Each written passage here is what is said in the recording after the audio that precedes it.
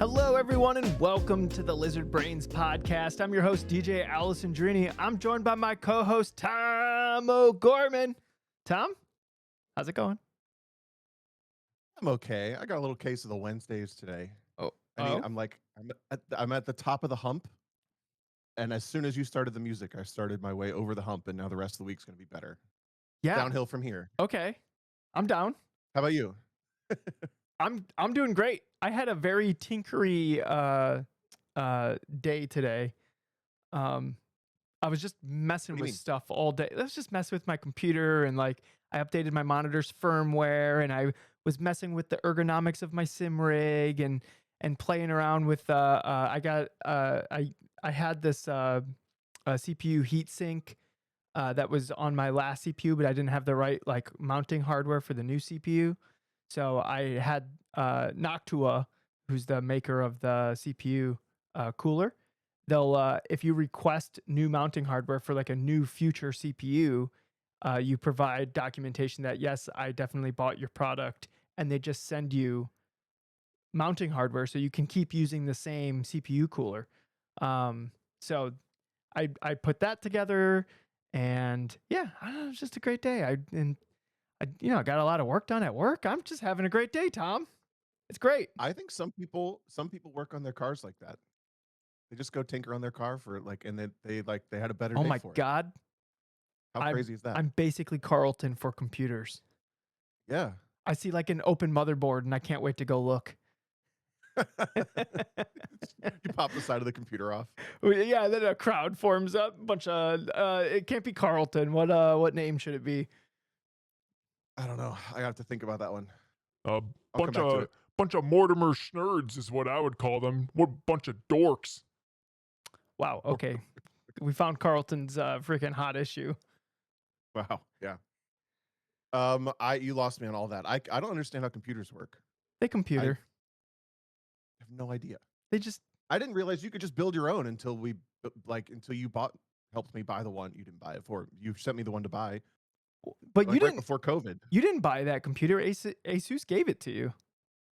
Well, that's the one I have now. I got super lucky. Oh, I that's was right. I No, I'm forgot. talking the first one. Yeah, The I first forgot. one when I got Oh into my sim racing God. like 2019. Tom, that thing wouldn't have made it this long because Asus gave you a freaking like at 2020, the computer that you got was literally top of the line. There was literally not a better computer. For the computer nerds out there, it's like a 10900K, so the i9 processor, and then he had a 2080 Ti, and it was like a full custom everything inside the computer. That was And it top of the glows line. from the side. Yeah, it glows. Like, what Got else do this you need? LGB lights. Yeah. Did you say LGB lights? Yeah. Uh, I got super lucky when COVID hit. All the Pro series like went to sim racing, and I was still relevant enough to be connected to like Honda connected me to.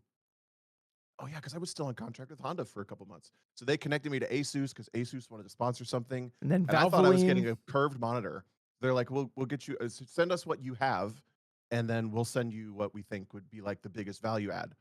So I sent them the computer that I had, the steering wheel that I had, all this. And I think they go, we'll send you this 43-inch curved gaming monitor. And I was like, I looked it up. It was like a couple $1,000 monitor. I still have it right here. It's like awesome, cool. That's so cool. Yeah. A couple weeks later, 2 boxes show up, and the second one is this baller computer and the curve monitor. So I just like had this brand new baller setup right away at the top of COVID. How many frames? Because iRacing every 3 months, it's basically gets like a little bit better, which means everyone's computers get a little bit older. So back in the day, you were probably running like over 200 FPS with iRacing, but now this is like 5 years of updates later. What do you running in? Could not tell you. Do you not even have the thing up? Do you not even have the thing up in the top It's up right? there. Okay. It's up there. I don't know. But I'm kind of not joking. When this computer dies, I don't see myself getting another one. This one needs to last for the rest of my life. Oh God, the forever computer. Tom's gonna be like 60 years old, like just rocking. We're all gonna have like neural interface devices, and Tom's still gonna be using a keyboard. But the story of how I got it's pretty cool. You want to hear? uh, so when that computer's finally not enough to do iRacing, which I don't know, probably like I don't know, 5 years from now, No, it'd probably Assetto. be an issue. I got you, Tom. We'll figure it out. Assetto. You know I don't care about iRacing. I think I'm on another break with iRacing. What happened? Yeah. Unless it's Miatas. I've had a good run at those. I don't know. Just You those have come full GT4 cars circle. that everyone wants to race all the time. They piss me off. They're not right. Well, we didn't even drive GT4s yesterday. Oh, I'm not talking yesterday. I'm talking Oh, over the okay. last week. I've learned this. All right. Me and Tom have been hanging out, so I'm not even sure what this podcast would be like. Normally, the podcast would just be me and Tom catching up, but we've been hanging out lately, so Yeah, we had no autocrosses to go to or anything. yeah. Yeah, I kind of want to go into this a little bit. I wrote this down. You're like so locked with the sim right now. Like especially like the GT4 cars, the specific cars that you like to drive. You're so locked in on those cars that I've found myself frustrated with your feedback giving like what to work on because it just feels like I don't expect myself to be able to do those things in a sim. Like if that's what it takes to be that much better in the sim now You talking because when of these changes that I don't like, you talking about the text I then I sent you don't this care. morning? No, just in general, the conversations we've had over the last week playing the sim. Oh, gotcha. Well, I want to I'm in the see lane of you. like this doesn't feel like cars to me, so why are we playing this? And I think I'm on the opposite end of the spectrum to you, which I think is so locked in that it's enjoyable no matter what because it's like you're just like you have the feel for it. Yeah. Well, it's just Does that I get it scratches the itch. Like when the winter comes around, like for me, iRacing scratches like that competition itch. Uh and I feel like I have it in a healthy space where it's like, yeah, some of the things it does isn't like very realistic, but like I know that and it like lives in its own like separate iRacing box. And then I realize the stuff that does very much feel like a car and that lives in its own like separate like, oh hey, cool, look at this like crossover thing, and I get to keep those subconscious executables fresh. I get to build just more but you view fidelity them with separately? my like higher resolution with my inputs, and just like just try to expand my bandwidth as much as possible. Like it just I don't know. It's Have you coached other people like me where they find it frustrating because it's not what they want it to be almost? I feel like we have this conversation at least once a year, but it's that time. yeah, that was funny. Um, I No, I feel like people that are frustrated don't really seek out. Well, I do get people that are frustrated that seek out coaching, but they're not frustrated that iRacing doesn't feel like a car. Like there might be I do sometimes clients will go like, "Well, in a real car, I don't do that." And it's like, "Okay, uh, like we can watch video, but I guarantee like this thing doesn't just exist in the sim. Like we're talking like not carrying the proper momentum into corners, like where they have to get on throttle and then out of throttle and on throttle and out of throttle, stuff like that. They'll be like, "Oh, I don't do that in a real car." And it's like, I guarantee you do that in a real car. Like that doesn't just show up in the sim. That is like baked into how you are trying to manufacture a lap. And like I know that will show up in real life. And then we watch a real video, and sure enough, hey, there it is, there it is. And then they're a believer. Then they're like, oh shit, okay, all right. Now I didn't realize I was doing that before. You were pointing it out on the sim. Now I'm noticing that I'm doing it in real life, and now like I understand that the sim training will help me get rid of that thing in real life. And sometimes it happens in like just the first session because generally do like every week or every other week. Sometimes it takes like a couple, but every once in a while, like we'll have to have that like, okay, look, you're the excuses are holding you back kind of conversation. So yeah, sometimes we need to have that conversation. Generally, I try to avoid that conversation to build up some camaraderie first, so I don't just seem like an asshole. So Yeah, got it. Yeah. yeah, so because you need to gain that like trust, and also it needs to be fun, and then you can start sprinkling in some of the real like the stingers of reality that might like hit harder on that like first time. Yeah. I mean, I've encountered that in real life when I don't do and haven't done a lot of sim coaching. I just don't enjoy it. But shocker to find out from this conversation. But I've had that conversation with people in real life where you're having the discussion about what to work on. You're asking questions, and the answers are, you can tell that they're leaning on some excuses, or They're defending. not they're defending. But to me, that's just a signal that they don't have like super great recall. Like if they're not seeing that what I'm talking about is happening, then we just Mhm. need to like work on identifying it more than anything. But what I struggle with, I don't know if a lot of people can relate to this or not. I guess, but I find myself to be able to remove myself from the sim and say like, kind of relates to that braking conversation we had last week, where if you're not, Oh. that's Uh, when you start to look at, Hold on. Back up. I lost you for like a split second. If you're not, oh, if you're not getting what you expect from the brakes, like we talked about last week, to some point, then you start to look at the hardware, the brake pad, right? That's what we talked about. I've learned over all this time, the last 20 years almost, if I'm having a problem with a car that I can't figure out, at some point I start to blame the car. And generally at this point, I'm right. Like if I'm having some issue and I can't figure it out, then we talk about like maybe the diff tuning, or we talk about the shock setup, or like there's something about the car that's yeah. not like it's too hard for me to figure out. Then like at some point it's the car's problem, and Yes. we go down that path. I cannot break through that with the sim because I'm obviously the problem. I cannot break through that with iRacing specifically right now, mainly the GT4 cars. Um, and I can't figure out how to troubleshoot it because I'm at the point where I'm just like, these cars just suck. Like, if I can't figure it out, like I can drive the other cars in the game, I can drive other sims, not having a problem. I cannot reverse engineer this that the way I just kind of ran through in that conversation. I'm curious if you've had to do that with anybody else. Yeah. Yes. Uh, it depends on where they're at in their journey. That we might just move to a different car. Like if they're just not clicking with the car and we can't get like through the fundamentals because the car is just taking too much. And it's like almost like all these other things are a distraction of like the stuff we actually need to work on, then we'll switch up the car. Um, sometimes the car, like I recently had a client where the car was too easy. It wasn't like identifying the low hanging fruit like drastically enough. So we moved to like a more difficult car that will hopefully like highlight some of the flaws in like his their fundamental approaches.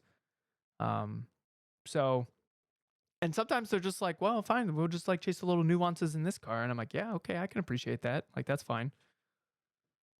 So you're saying I did the right thing by temporarily uninstalling those specific cars from my computer. So I really have to think about, am I going to get on this game? Am I going to maybe get mad? Okay, I'm going to reinstall them because I'm really going to think about it. Am I gonna spend the 45 seconds to install these? Probably not. Okay, good. I saved myself an afternoon. Exactly. That's literally You're a monster. after the last race of them. What did we race last week? And it was just like, you know what? I did not have any fun. Oh, and I also ruined a bunch of other people's races because I just couldn't stop spinning. I could Oh, not stop spinning that that was portion. the Apex this race last week. It was literally like a week Right. ago. Yeah. And I kind of got in the rhythm of being able to do a lap by myself, but not great. And then the race started, and I had zero ability to feel the car, and I got one little hiccup, and then I was just like tank slapping for long enough to ruin 10 other people's races, and I quit. And I uninstalled them. Yep. I'm sorry, Tom. I think if you were No, it open kind of to sounds it, like I'm taking the right break from yeah, what you just said. Like, maybe, sometimes you but just need to not. but also, if you're open to it, I do think that there are some things that I know you don't want to blame your rig, but your floppy setup, it definitely gets rid of the feel. So yeah, look how much that moves. That's breaking my brain. Tom is gently wiggling his wheel and it's moving like 6 inches side to side. So the force feedback's trying to get into your hand, but it's like flexing the whole rig before it even gets into your hand. Didn't slow me down in the Miatas, though. Yeah, the Miatas are like, they basically don't have force feedback anyways, so it doesn't matter. All right. This is going to be a continuing storyline through the next 4 or 5 months. It will be. Tom fighting with sim racing. It will be. I secret. Oh, by the way, What? real quick, since we're relatively at the top of the show, we are hosting our first Lizard Brain sim racing special event, December 14th, Sunday. It'll be streamed by Kyle Heyer. I'm assuming that I'll be commentating and you'll be racing. We're still determining what it will be, but it will be a team endurance race format race. The tentative iRacing. name. December the 14th. Yeah, the tentative name is the Lizard Brains Challenge Cup Super Series Cup Challenge. Tournament Cup of All Stars Cup. Yep. Yep. Yep. That's the official name. That will So make more if you're a sim sense. racer, That will make more sense when you start see to gather your cars. friends. That'll be fun. I did on your behalf, Tom, reach out to a sim rig company that I think makes really good sim rigs, and they didn't get back to me. So, but I thought, Well, this is the problem I've had since COVID, right? Since I had a really rough go of sim racing during COVID. I don't think I've told the story in a while, but sitting in my parents' house, sim racing every day, what felt very seriously, and being like not as good at it as I ever wanted to be. A lot of the same conversation we're having now really was hard on me to the point that I got back into real cars and felt confused. You can probably find the long version of that in a previous episode, but it makes me not want to take on, like, we were talking about getting like a sim rig sponsor at some point to get a better rig for me. I was like, I don't want to have to play it all the time. Like, if I'm not liking it, I just don't want to have to play it and post about it no, and I was pretend trying like to. I like it. Probably one of the reasons why they didn't respond to me is I was like I didn't want them to sponsor the podcast. I just wanted a sim rig from them. I've sent them. Sure, got it. I've sent this company plenty of business. I have more than paid for this sim rig. They just don't know about it. I've probably sent them at least more than a dozen. People have bought rigs from this place just because I think like it's the best bang for dollar at the moment. So You should totally have some sim racing partners. yeah, I'm not really reaching If out for anybody them for knows any sim myself. racer companies, Yeah, I'm not. get you hooked up. I'm all good. I'm good on the equipment. I don't really. I mean, I guess I could probably use a new rig, but like it's good enough. Like if I were, look, if somehow I landed a new rig, you would get my old rig, and it would be like 10 times better than your current rig. So, but like it's good enough. Like everything right now that I have is like good enough. Anything that I like, if I were to upgrade anything, it's like very diminishing returns. My rig is like that car you see at the track that's like from far away, it looks really rough. You get closer and you're like, oh, it's even worse than I thought. But then like on track, the lap times are amazing and the car like is somehow reliable, even though it looks like it's 3 different colors. And it's like, I don't know how that person is going that fast. And No. how is their car always in good shape? And it's No. seemingly like it's kind of like a GLTC car that's super ugly, but always like really fast. This is like a That's my sim rig Fiero here. that like if anybody else drove this Fiero, it would suck. But for some reason, when Tom O'Gorman gets in the Fiero, it's like, is that car Yeah. fast? Is that a fast car? And then anybody else gets in the car and you go, nope, it's a Fiero. That's what your sim rig is. Your sim rig's a Fiero, Tom. Hell yeah, I'll take it. Oh, Fiero. sorry, I just made fun of Bill Zurr, who's in the chat, and I didn't even realize it because he has a Fiero. Oh, does Bill have a Fiero? Sorry, Bill. I got a Fiero at a starting line school once, and you drive the cars after a little bit. Yeah. The driver rides with you. Oh my the God. owner. It was surprisingly good. Like it had a good like steering rack and. No, but it did what you asked it to do, and it like did it pretty competently. All right, what was better, like an MR2 Spider or a Fiero? Oh, what do you think? Look, an But it MR2 wasn't like Spider this is a cheap chasm. car. So you would expect it to be like a MR2 Spider is fantastic and the Fiero's terrible. It's much closer than you think. I still want a YouTube series where Tom just drives like the stupidest track cars ever. And that. you what? I would love that. Other than I don't like creating content at this point's a little dumb to me. But I say that on our podcast. Well, yeah. But no, so we've had this content conversation off the podcast, and kind of where we're sitting is if it's not fun to create the content, then like why even do it? Because it's not like you're filling a gap that's needed because that content is out there, right? Like like if I made sim racing content, what's the point? There's a million other people making like perfectly fine sim racing content, right? Now, if it's fun, like when I record like a DJ No Quality episode, I had fun making that, then I'll upload it. And it's because it's like, oh, that was fun to create that thing. So I think, Tom, that like track car, like the dumbest track car challenge videos or whatever, we can workshop a better name. But that would be fun. And I think you would enjoy that. You would enjoy that content creating. But if it's just content creating because like you probably should, then yeah, I don't know. I don't know. That's not very appealing to me either. Like the podcast. The podcast is fun. We enjoy just chit chatting and having the chat and the feedback that we get from the podcast. Like that's enjoyable to us. The podcast is the most consistent thing I've done since we started it. I think I've changed every other part of life at some point or another It's the in foundation. the last 3 years. Yeah, you're right. Once a week. Did you didn't? Oh, that's right. Your event got canceled this past weekend. So Yeah. neither of us drove. We're just Yeah. sinners. Yeah, they're rescheduling it for this weekend, but this weekend I'm going to Charlotte, and it looks like it's gonna be beautiful in Charlotte. You want me to pick you up? Yeah. No, Oh, actually, we're supposed to broadcast that Liberty Bell League on Sunday night, We are. which is why I kept Sunday open. How are you going to do that? I was gonna stop on the side of the road in my car, and Okay. and just have my podcast machine and a laptop. All right. I and love it. Yep. All I need is a cell. I don't. It's not like I'm running iRacing. I'm just looking at the screen and having fun on a microphone. Good point. Yeah. Good point. Good point. So do you want to come? We'll just sit in the same car. No, because I mean, we can't both just be looking at a phone. That's a little rude. No, I'm I'll not be looking at my I'll be phone. at my computer. No. I'll have a laptop. Maybe. I don't know. All right. Think about We'll it. see. Think about it. There's plenty of podcast people going to Charlotte, so finding you a ride would be zero issues. I saw. It looks like there's a 24 people. It's like, yeah, it's going to be like a good percentage of the entrants are podcast listeners. So I think they would appreciate you being there. It would be cool. Well, should we just jump to questions because we don't have anything from the week to talk about? Yeah, the questions are holding this podcast up. Let's go. Emails. All right, we got some good Speaking of questions. autocross, Yeah, we got some good questions. we did. This one's from Danny. You liked this question. In autocross, is aggression a crutch?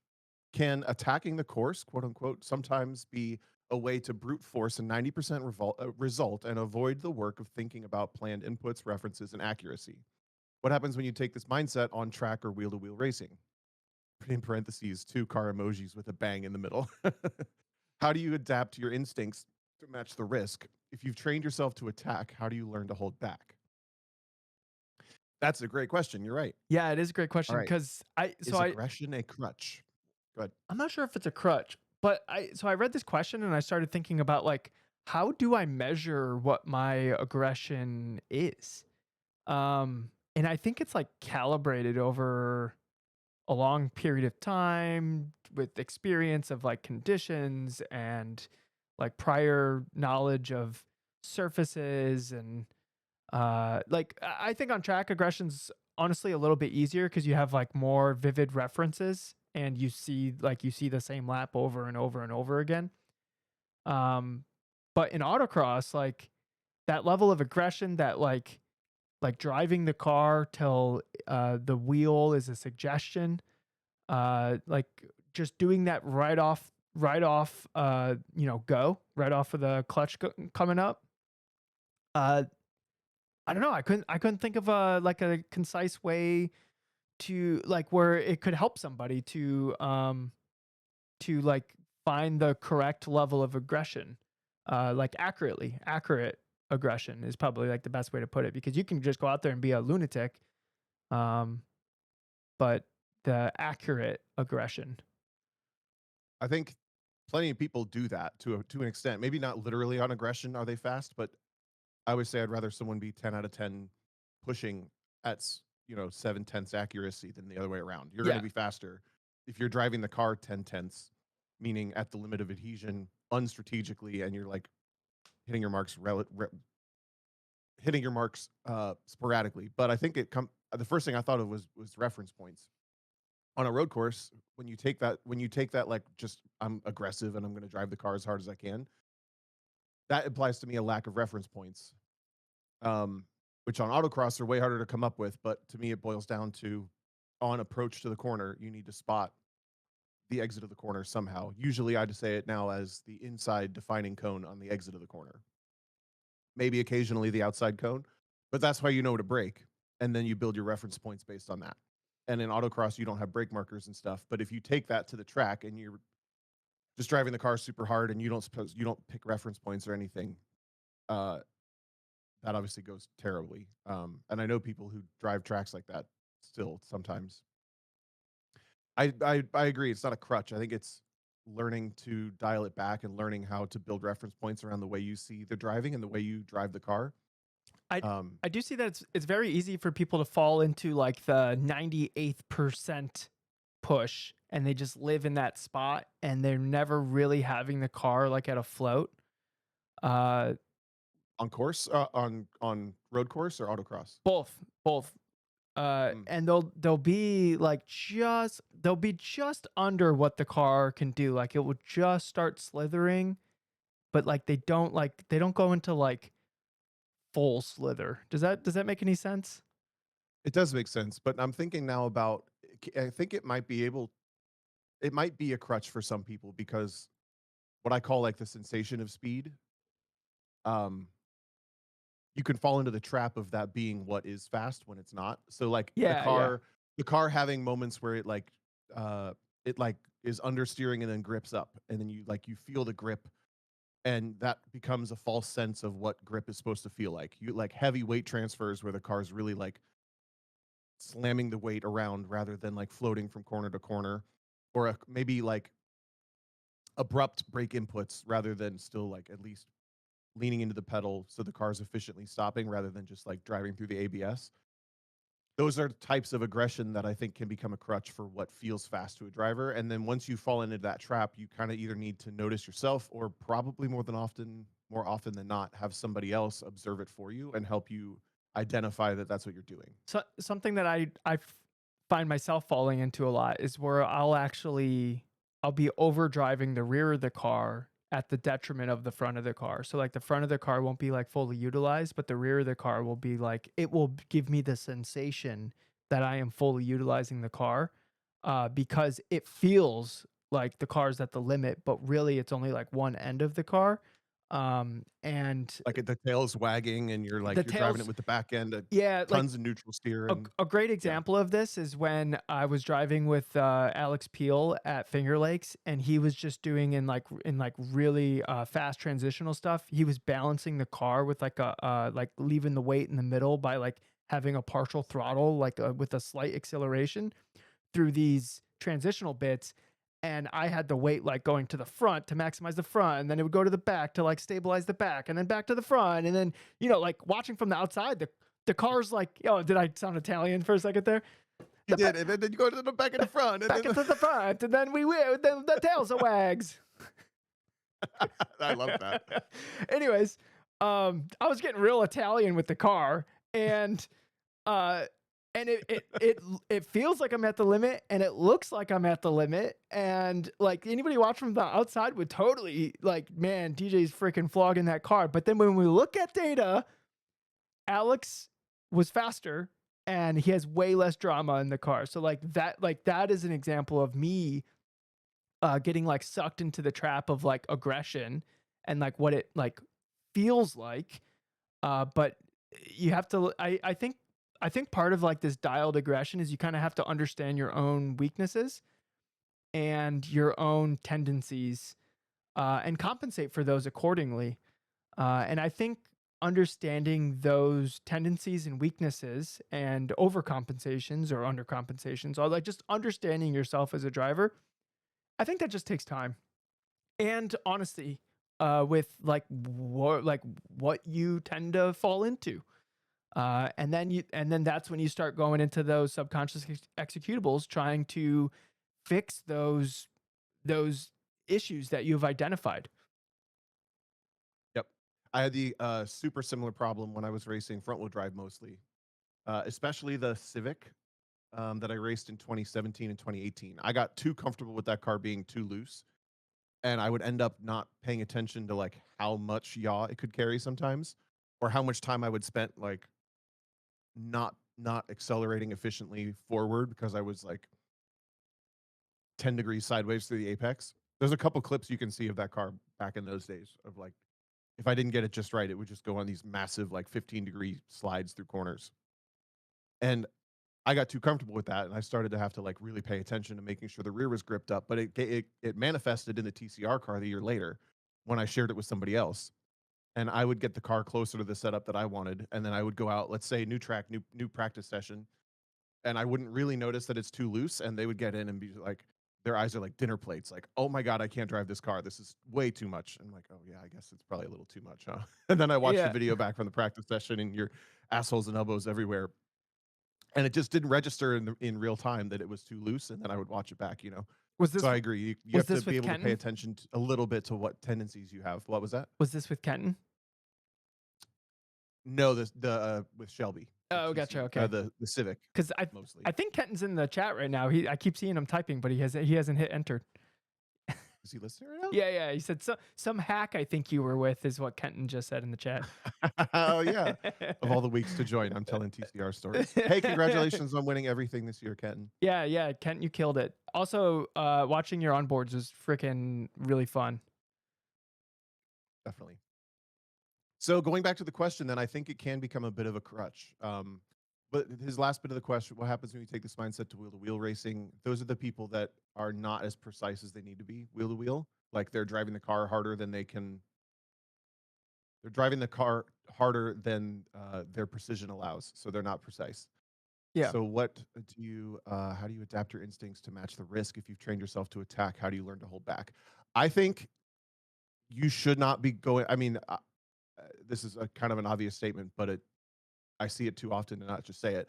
I think people who drive without 100% confidence that they're going to make the corner, that's kind of what That's this ends wild. up being. Yeah. But I genuinely, I mean, do you see what I'm talking about? No, Like there are I see that people all the who time. they'll do sessions and they'll do People are like, laps, and they're like, I tried to do it flat, and it's like, what told you that was gonna happen? and then or you know, and if you get to the point where that's like, okay, I'm going to try it flat and it doesn't work, that's different than what I'm talking about. Obviously making mistakes is part of it, and that helps you define your, you know, what the car can do. Sometimes is crossing that line a little bit, but the people who rely on that as their driving style, they're braking as late as physically possible. They don't 100% know where they're braking because they just quote unquote brake when it feels right. Yeah. They're, you know, they're that kind of thing. Their car control tends to be a bit of a crutch for them because they are strong enough at it to get away with stuff. Yep. All of these things are signs that you're not driving with reference points. And if you're not driving with reference points, then you're basically doing this like relying on aggression to try to go fast. That's one thing that I've been really like drilling into with different clients is like I'll ask them, we'll be reviewing video, and then I'll ask them like, hey, where are you braking here? And I want like detail. I don't want like at the one ish or whatever. I want like, is it the bumper at the one? Is it like the front axle? Like where, like what part, like where exactly are we hitting the brakes? Because it should be deliberate where we're hitting the brakes, because that tells me that we've dialed in like what our momentum is when we get down to the corner, because that's what we're actually like that's what we're controlling there. And if we're not accurate with exactly where we start taking momentum out of the car, then where we end up is going to be inaccurate. Yep. And this is not like a yes, I'm accurate. This is not a black and white thing. There's obviously a bit of a gray zone to. Are you driving within one tire width of where you meant to be? That's probably pretty good. Are you driving within a half a car width of where you meant to be? Yeah, that's a little scary. Now you're starting to, like, I don't want to wheel to wheel with you. Are you a full car width off? Did you miss the corner when you made the mistake? Did you Yeah. go off? Like those types of swings are usually the one Yeah. what's telling you how big of a like inaccuracy you have with the input.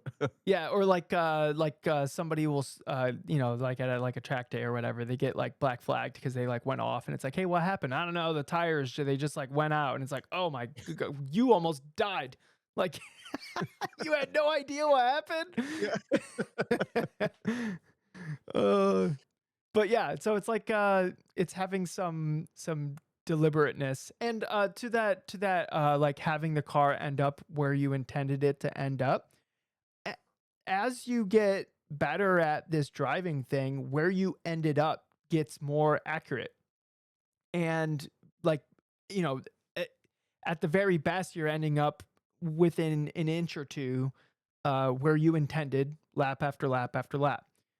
Just look at the videos from like Monaco where they're like brushing the guardrail on like the chicane, like the Formula One drivers. Like they're ending up in exactly, and then sometimes they get a little wrong and they mess it all up, right? Yeah. But they're aiming for like that inch, right? When you're not at inch perfect level, then you have to leave yourself like the 6 inches, the foot margin, where you're like, I'm gonna aim to be a foot off that barrier because sometimes I'm a foot wrong, right? So let me ask you this question from indoor karting.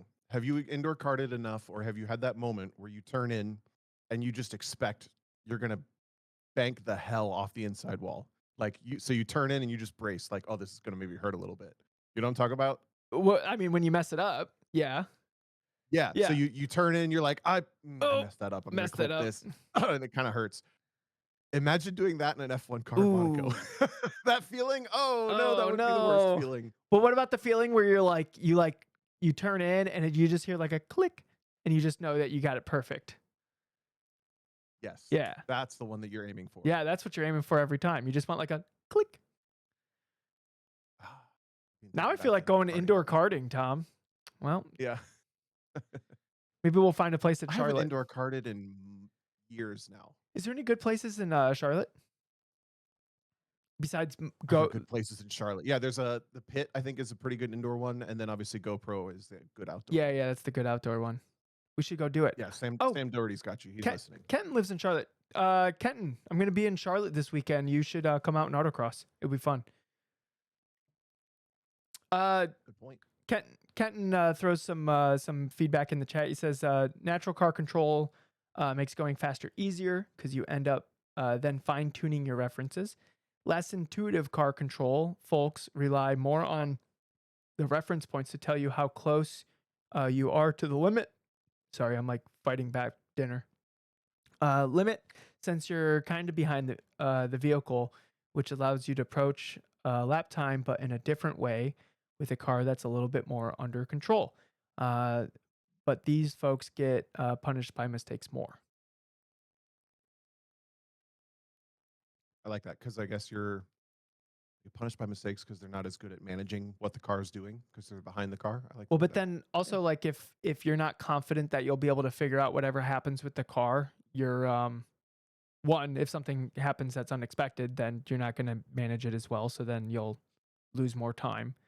But then also like you're just going to naturally leave a little bit of margin in, to avoid those mistakes to begin with. Like you're just trying to min max what your own abilities are, right? Yep. Great question, Danny. Hope that helped. I had another layer of this question and I already lost it. Well, So I guess we'll do it to someone else's. yeah, if you if you think about it, we can come back to it. All right, you want me to read David Bess? Go for it. You often talk about watching the cars around you in order to pick up information on where they're making time on you and learn from it. Aside from broad strokes of positioning, braking points, curb usage, or other immediately obvious things, what is it that you're watching for specifically that you find most beneficial? How do you pick out nuanced information from 20 feet back at 100 miles an hour?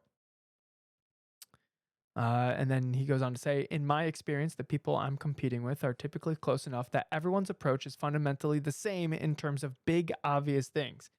As we move back into sim season, I'd like to broaden my download bandwidth as much as possible so that the chasing car I can't catch becomes more productive and less frustrating.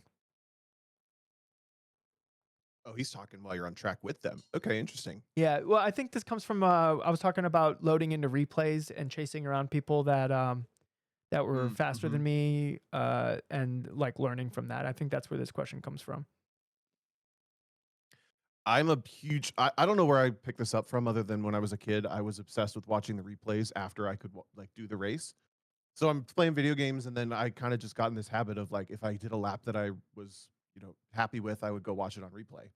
And I feel like I pick up more from third person than I do from first person video half the time, maybe more. I could see that, yeah. So I'm a big fan of watching third person. I love any opportunity to watch myself drive third person, just selfishly to be able to critique what I see. What about third person do you think you pick up more on? I just heard you say moron and I lost your know. question. What'd you Same. ask? I said it too, and I'm like, I wonder if that's killing. That's what creating the dead air on the podcast right now is that I just accidentally said moron. Yeah.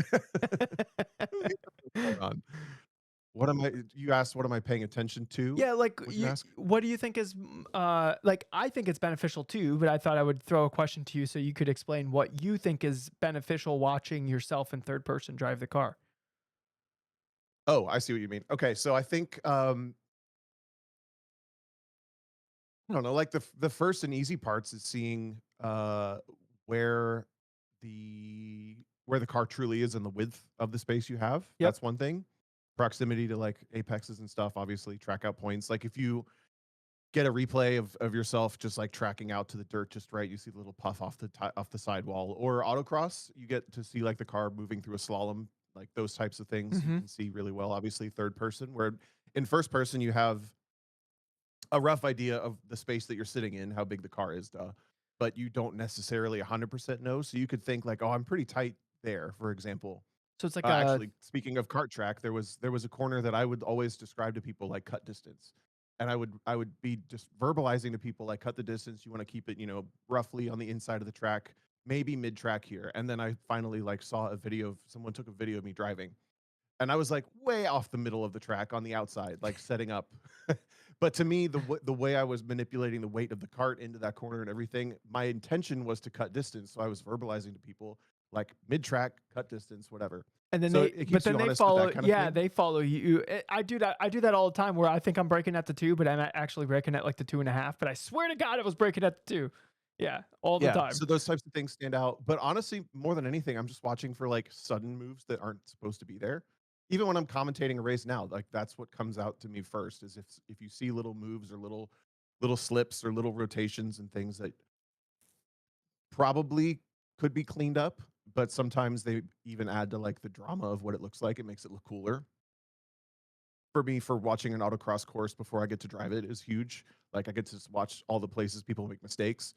Obviously, hitting cones is a mistake, but just seeing where people would get like let their eyes fall because there's enough happening in the car that they start to get really busy, and then you Mhm. can see it catches them out at like the fourth cone in the slalom, or like after 3 offsets down the road over there. Everybody has to like check the brakes really hard, so that becomes like a point in my head. Don't let that happen to you. Yeah.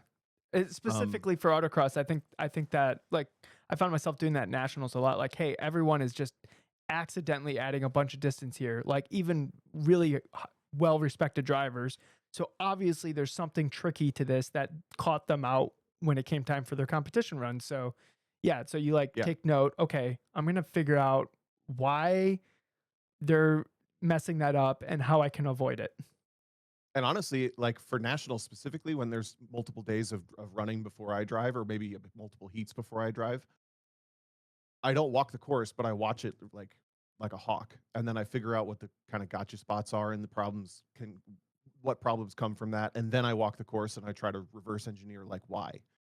For road course, the last part of it, I don't necessarily find this with autocross as much because it's really really tight margins, but road course you can kind of see like okay, I'm putting myself in the S's at Mid Ohio right now. I'm visually watching turns at the end of the back straight, trying to beach over madness through the S's, and you can see like maybe this car insert momentum car here comes through turn 4 and goes all the way to the grass, and then like the nose dives, and you can see that they're like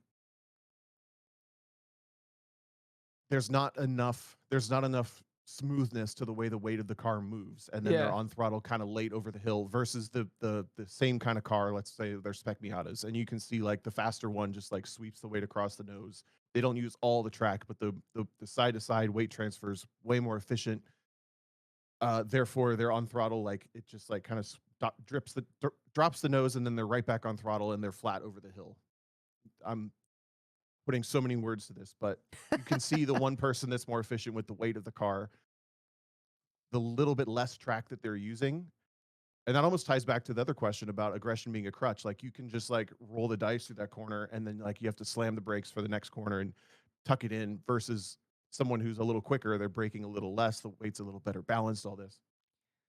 I pick up on all those things third person before I would pick them up first person, I think. What about when you're on track with them, because Mm. that's Yeah. what David was talking about, was like when you're Ugh. when they're like driving slightly, like when they're just kind of inching away from you and they're just kind of like they're just leaving you in that moment.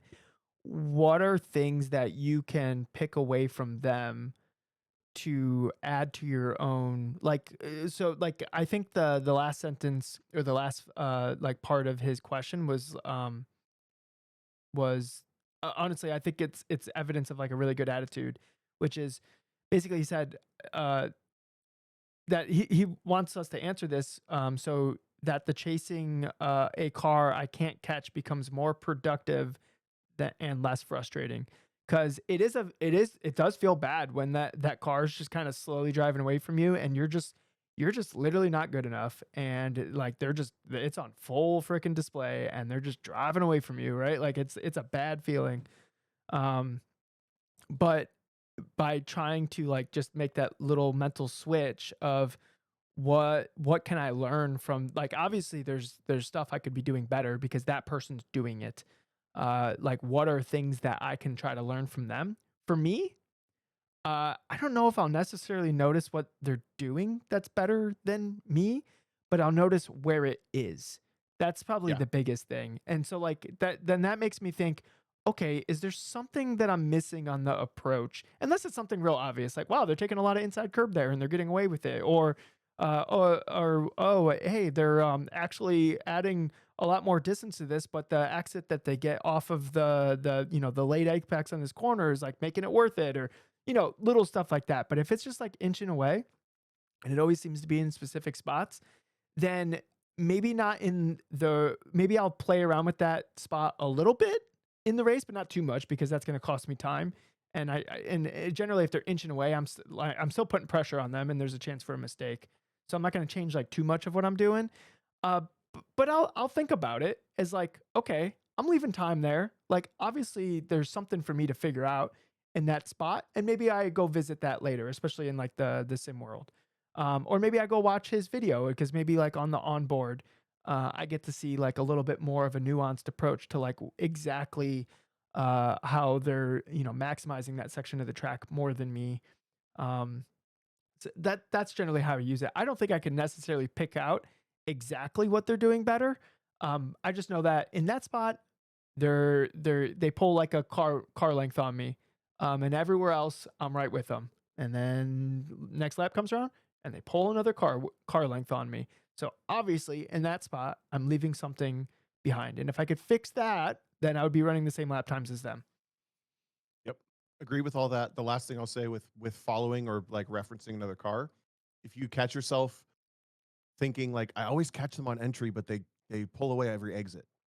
If you notice that specific pattern, make sure you're not just trying to threshold break too late. But then That's also keep in mind that as you go slower, that your gap to the car gets closer just because that's how time works. well, yeah, Yeah. exactly. That's just how Yeah.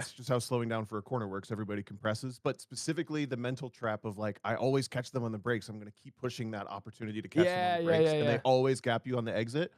Just make sure that you don't like you pay attention to that. If not, watch out for that pitfall. Because if then you're just like burying the car in the brakes further and further and further and further, rather than going for good exits. Yeah. We're just maximizing whatever your car, especially if it's like a mixed series, whatever your car is going to give you there. Yep. So cool. Good question, David. Enjoyed that Mhm. one. Do we have another one lined up, Tom? Yes.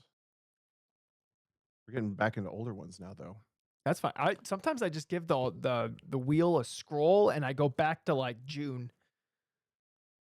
Oh, that was a Solo Nationals question. That one's gonna be kind of irrelevant.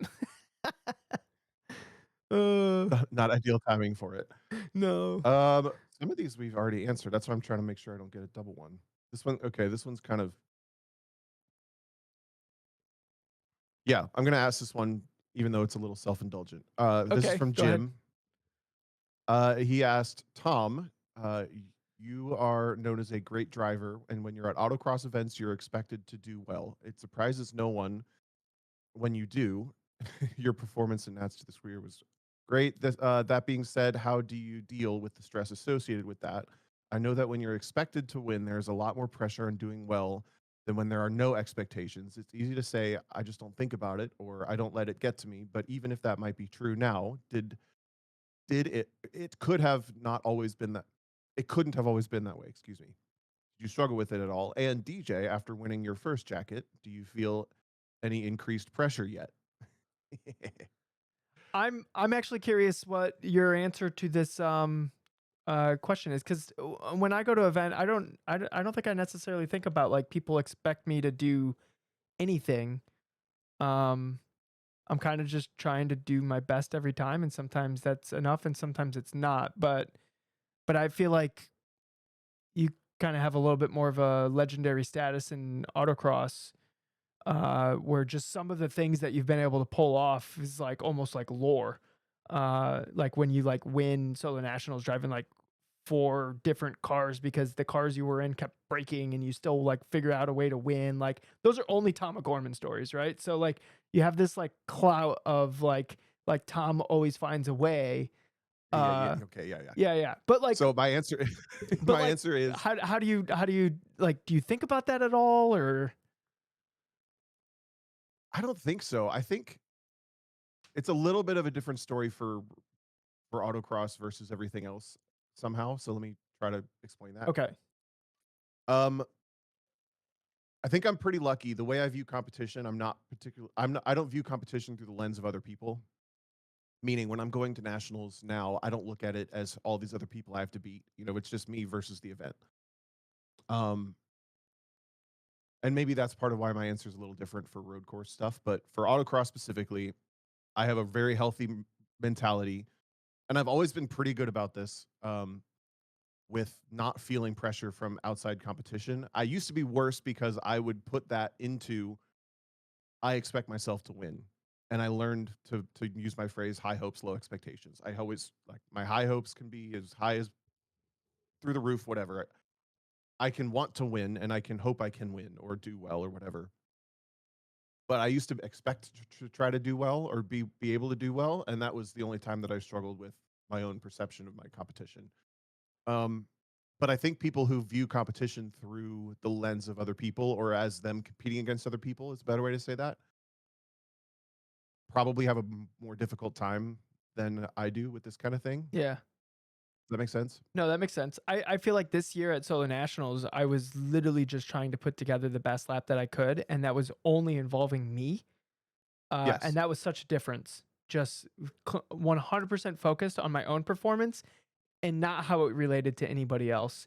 And I think you could do that with literally any competition, because focusing on somebody else is not going to make your performance better.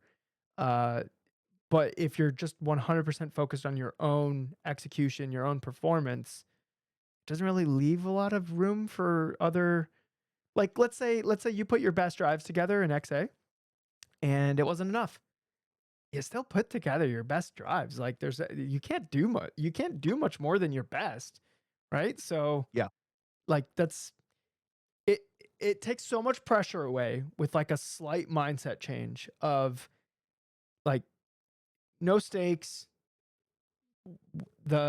If you just get into the habit of just 100% focusing on the execution of the thing, then over time, and this is practiced, it gets easier to lose sight of what the context of whatever the competition is, because it's the same thing no matter what the level is. You're just focused on your own task, what you have control over, your level of execution. That's the only thing that ideally we'd be focused on.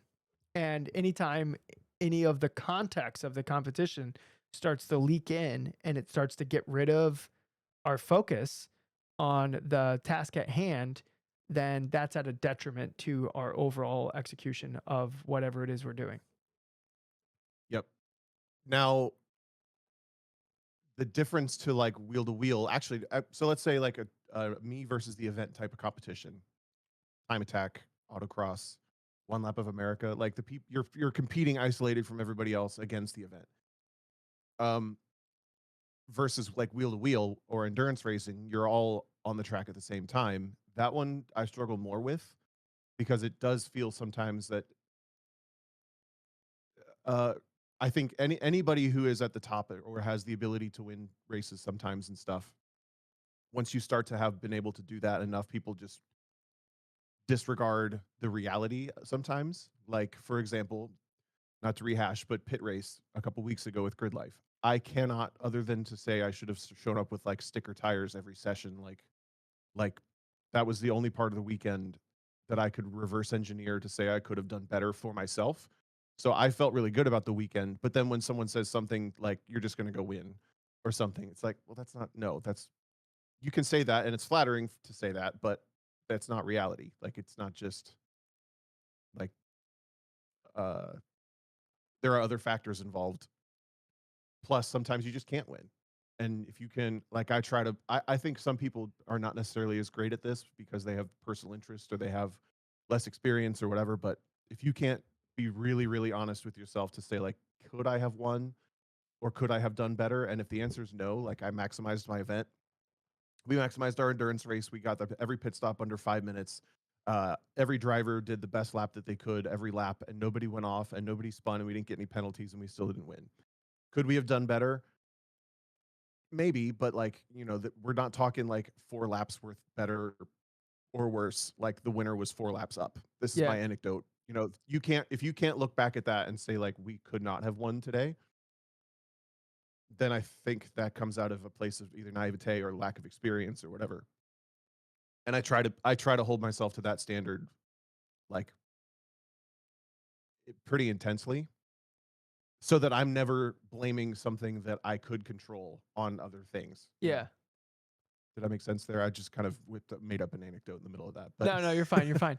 Yeah. So so I think that is the way that I keep in context when I'm competing at the same time as other people, being able to isolate all those other people from like they're still the measuring stick. You were still competing at the same time as all them.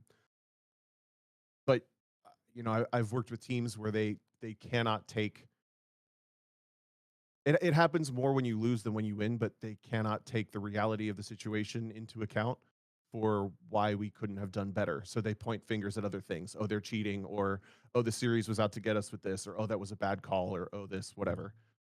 That's when you fall into that trap. And I think that trap sucks. Like that's just a bad space to be in. yeah, I think this to like kind of like wrap up that question um is the the more you're focused on the task, the less the pressure or whatever external expectations that might be laid upon you. The more you focused on the execution, the less all that stuff matters. Um, and I think it's just a overall better headspace. Even in wheel to wheel stuff, like you can only maximize whatever your best is. And if you make a mistake, whether it's, oh, I could have got past him, but I played that incorrectly, or this or that, or I kind of didn't, fully utilize the start or whatever was given to me or whatever. That's fine. Take that. Your best can always get better. But in that moment, you were doing whatever your best was, and if there was things that were holding you back from whatever your best performance theoretically could have been, then work on those things because they didn't show up in that moment. So that obviously those things need to be a little bit more ironed out and better, to so they show up next time. But if you recognize those shortcomings and things that held you back, like noticing it is 90% of getting better at that thing. So notice it. Don't like rely on it as like some excuse, and that excuse makes you feel better. Oh, I would have had it if this. It's like, well, that didn't happen. So maybe we need to evaluate why you didn't execute that pass or why you hit the cone that knocked you out of the trophies or whatever. So You're really good about that, especially with sim. Like I can tell. Even when we did that, okay, we did this silly race over the weekend called Cat and Mouse. oh my god. And if you've never done a cat and mouse race in a sim, it's like there's a slow car and a fast car. So we had MX5s and prototypes. And the MX5 race is the only one that matters. But the prototypes, every mouse has a cat teammate, and you have to like go basically crash out all the other slow cars so that your slow car can win. So DJ was the Miata, and I was the prototype. So I was hunting other Miatas, First, and DJ was trying to hold race on, the because Miata around I as know best he could. Apex. So Apex, this is the league that held this like fun race that was on Saturday. Me and Tom tried to lizard it as much as we could because we thought, you know what, DJ's going to be a target. So we put Tom, quote unquote, Tom in the Miata. And Kevin, who works at iRacing, close your ears for a second because I'm pretty sure this is not allowed. And so I signed on Tom's account, and Tom signed on my account. So Tom, we thought Tom might be a little bit less of a target. And Tom, we were so close to winning, so close. We were so close to winning. So, but the point of the story is, even in this silly race where the whole point is for the fast cars to crash the slow cars as much as possible so that their teammate wins and everyone else loses. When you got crashed and tried to like we were so close to winning, you went back to the replay and you still watched like, what could I have done Yeah, to not I get killed did. in this moment? Where could I have gone? I should have been driving to the right more right Yeah, there. no, because You still went and figured out like, what could I have done to not get because I cut through to the not get grass. crashed? I cut through the grass, which left me too much of a target. If I would have just, I was just like driving straight with like a hope and a prayer that I wasn't going to get spiked into oblivion. And if I would have just allowed like the cluster of prototypes that were trying to murder me on the last lap to just stick around me, then somebody wouldn't have gotten like, cause they all like ran into me and I got spit out like, and I had like a good run, but that left me like clearly out in the open. So somebody could hit me with some speed, and then that sent me out of the track. And then because you fell out of the track, you have to get towed. And then basically our last lap, instead of like 30 seconds away, was like 2 minutes away. So we lost. Yeah. But yeah, if I would have just been a little bit more patient in that moment, then I would have been good. Or like Tom, you got bottled up with somebody, so then you weren't there to protect me. So like if I think you like murdered somebody, like you murdered them, great. They were super murdered, Tom. Like you couldn't have murdered him more. But if you just murdered him a little bit less, then maybe you would have been able to get back to me in time, right? Like, yeah, so there's all these like little things that we could have figured out, even in a stupid, and let's be very clear, it was dumb. Cat and mouse race. Like there's things to take away. There's always things to take away. I was cracking up. When I could tell it was still eating you. Like after you got hit, like how could I have avoided that? Like the lizard is lizarding so deep right now. Dude, all right, I want to tell a quick story of I tried to do a league race on Monday of this because I've been kind of just clapping everyone in GT4 cars. So I was like, I started looking around for like, what is the fastest GT4 league that I can join?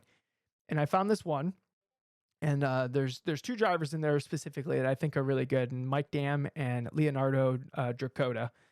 And I wanted to go race against them. So I signed up for this league. You have to pay for it. I paid for it. They let me in, even though like it was past like the entry, like basically you can only like register in the first 4 weeks, and it's in the like the last like 3 weeks of the thing. But I don't care about the championship. I just want to do some racing. And so I'm signed up. And then I get told that like I need to submit a paint. So I like submit a paint, but the paint's not eligible because like I have decals that are like in the way of like their decals that they want to put on it. I have to submit it through like their proprietary software. So like I try to do that, but it's still not like eligible. So then I just try to submit like a blank, like just nothing. And they say, no, it needs to be a livery because like it needs to look good on social medias. So then I just like make a thing. Like I use like a GIMP filter and submit that. And then they're like, you know what, whatever, you can just be a white car for this round. And then the next round, like we'll try to get a livery set up or whatever. And I'm like, okay, well, I didn't know about any of that. So like maybe I should actually look at the rules. So I look at the rules and there's like it's buried in this Discord, and there's like a 15-page PDF, and the text is small and it's freaking dense. And so I'm like, all right, I'm going to look for the stuff that will probably catch me out. So I look at like the start procedure, and it goes on race control calling a green flag, and it says yes, Kenton, I would love to do some sim racing with you. Um, uh, the race control comes over the radio and says green, green, green, and that's when the race starts. And the rules clearly say that the race starts when the race control says green, green, green, and it's in quotations. So I'm in GT4 and the faster class is in prototype, and I'm coming up to the green, and then I hear over the mic that it's prototype green, green, green, and I'm like, okay, and we're next. We're the next cars in line, and I qualified second, just like a couple hundredths behind Leonardo. And I feel like I had it. I just like messed it up on my last lap, but who knows? Maybe he also messed it up on his last lap. And so I feel confident in my pace to like maybe like go win this thing like first time out, right? So Okay. the mic gets queued up and he says GT4 green, green, green, and I went on green, green, green, just like the rules say to go. Everyone else went on G of GT4, so I got swamped. So I cut to the inside to protect my inside, and apparently you can't change lanes, and I got black flagged, so I just quit. That was my league race. I jumped through so many fucking hoops and paid money to they refunded me. They're like, yeah, maybe just come back next season, because I was like, what the like, I just wanted to do some racing. Like, what are we doing? Why is it so complicated? And also, if you're gonna have like if you're gonna be anal about the paints, but then also like the rules of like when the race starts doesn't actually start like per the rules, that and like what are we doing? Like, just make it simple.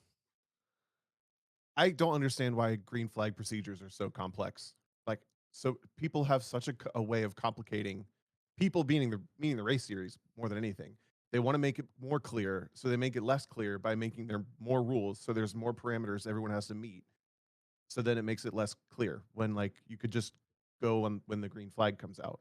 I Or was if they wondering. make rules like that, sure, do that. But like, oh my, I don't understand. There were a bunch of penalties after races this year at the runoffs because they tried to add a start zone that was like you can go, the first car can go in the zone or when the green flag comes out, but the green flag's going to come out when the starter sees the first car go, and there's all this. It's like, yeah, in theory that's great. Then all the starts are carbon copies of each other, but we're dealing with multiple carbon inserts, the drivers, who like every single one of them is a variable.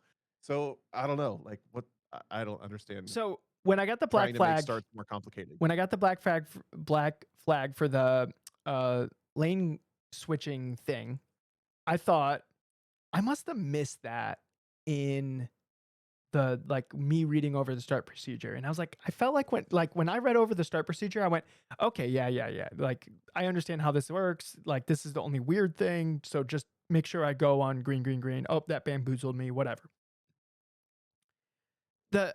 The only rule that I could find, and this is DJ just ranting to all the listeners right now. So if you want to skip forward, you can go ahead. There's nothing productive happening from this conversation. So the only rule I could find that like Tell us about it. that kind of talked about like the lane changing, like potentially giving you a penalty is Yeah. this. This is how it's worded. As drivers are approaching the start, they should be Uh, aligned in two columns with an imaginary line down the middle. Any driver who moves outside their column or crosses the center line between the columns is at risk of a penalty. So the way I read that means as we're approaching the start, so like as we're rolling before the green flag, and I'm like, yeah, obviously don't do like weird shit because that's going to mess up the start. But like approaching the start and after the race has started, to me, is two different things. yeah, that's just a poorly written rule. Yeah, so That's an IMSA thing though. They're just trying to copy the IMSA column passing rule. okay, well then maybe that should be in there or something. I know I couldn't pass the car in front of me, but I think the cars in the columns could pass me. That's why I moved over to the side. Though I guess that is kind of fucking that rule up a little bit. Sorry, all the PG-13 listeners out there. Did you cross into the other column or did you just Yeah. move out of your Because column? they slept on the start. But like they were too far back, but they had a run, so I just moved over. So I only lost positioning on my left side, and it was a right-hand turn coming up. So I was still in second, even though I got like completely bamboozled on the start. like coming out of turn Yeah. 1, but it's only because I moved to my right and took that space that the car was going to be filling Yeah, soon. yeah. That happens with every single like amateur stint in one of the IMSA series that happens. So you're just Yep. Well, I learned, I in guess. one of the amateurs. Yeah, I was. I was. If you watch the VP challenge or something like that, where it's like mostly pay to play people, it happens every time because they're not allowed to. But they define it as before the start finish line. Did you do it like immediately? Like he goes good and then you move? No, it was green, green, green. Oh, this didn't go well, and then I moved to my right.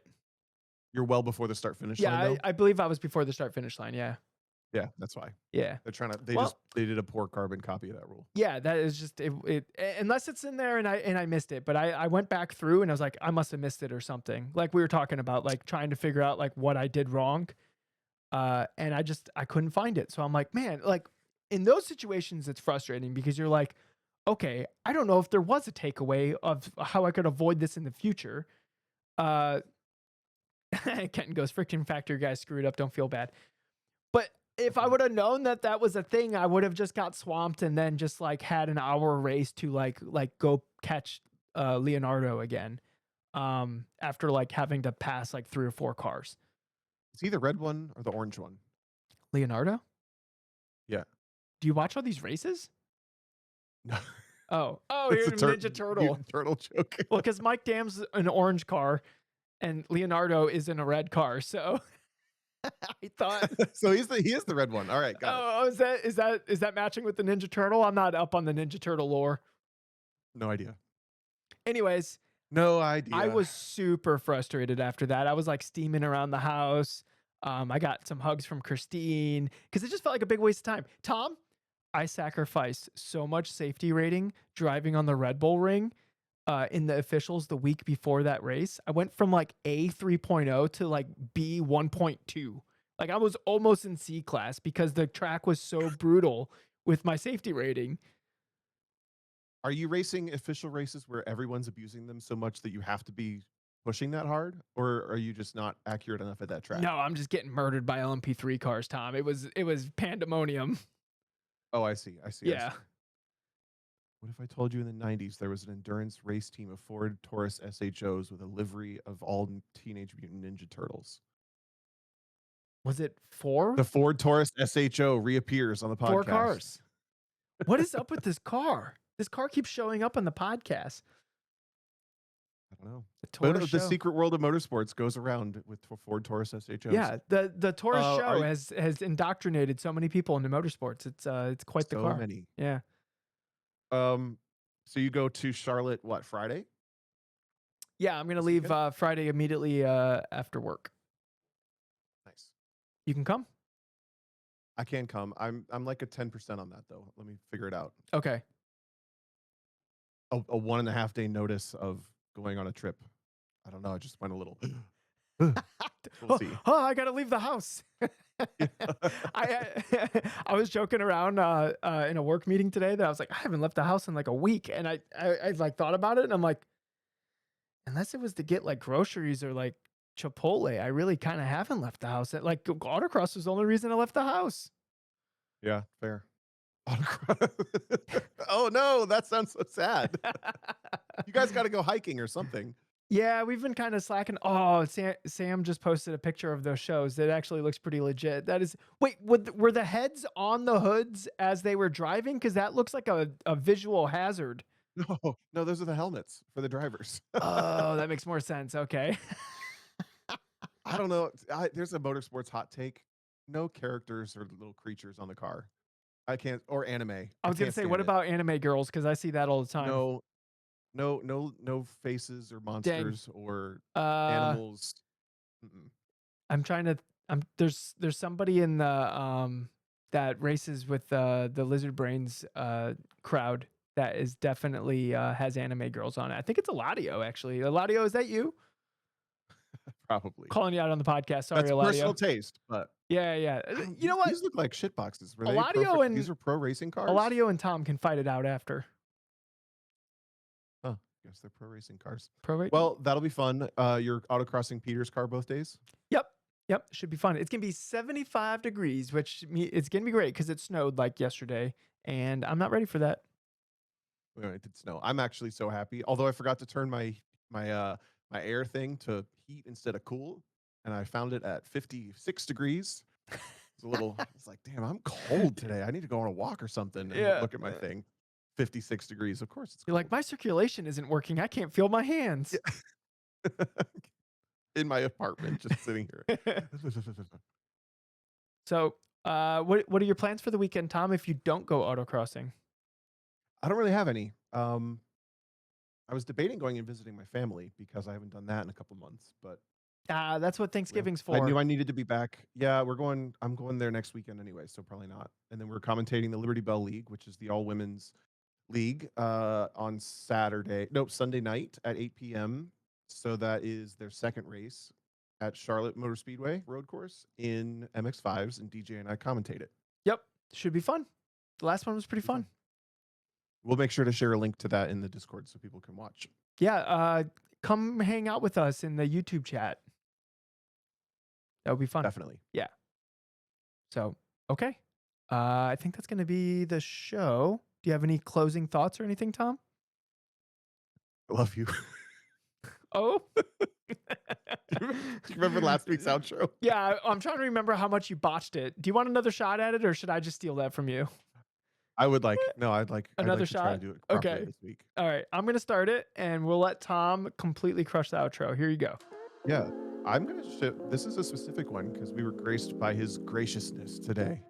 Kenton Cook, I love your hair.